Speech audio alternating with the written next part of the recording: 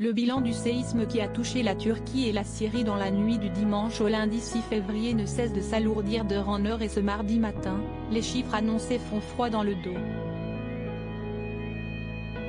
Au cours de ces tremblements de terre d'une magnitude très élevée, ce sont plus de 5000 personnes qui auraient perdu la vie et 20 000 personnes blessées. D'après les informations de l'Organisation mondiale de la santé, près de 23 millions de personnes pourraient être touchées par cette catastrophe.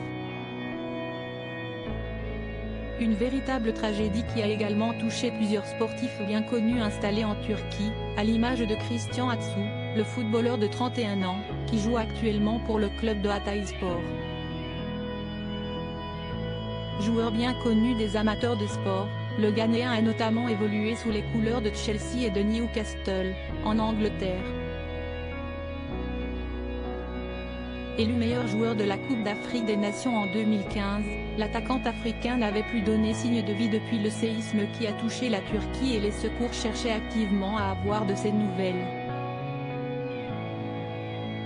Une inquiétude légitime pour ses proches et ses fans, mais qu'il se rassure, ce dernier a été retrouvé vivant, bien qu'il ait passé de longues heures sous les décombres. Christian Atsu a été sorti des décombres, note de la rédaction, blessé. Notre directeur sportif, Taner Savout, est malheureusement toujours sous les décombres. Hatay a été profondément affecté.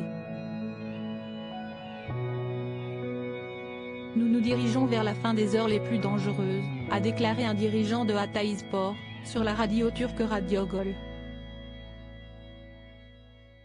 Un autre sportif retrouvé mort sous les décombres, un véritable soulagement pour Christian Atsu et ses proches, même si d'autres sportifs professionnels n'ont pas eu la même chance, à l'image d'Eyüp Turkaslan, le gardien de but du Yeni Malatyaspor, un club de 2e division turque, retrouvé mort sous les décombres.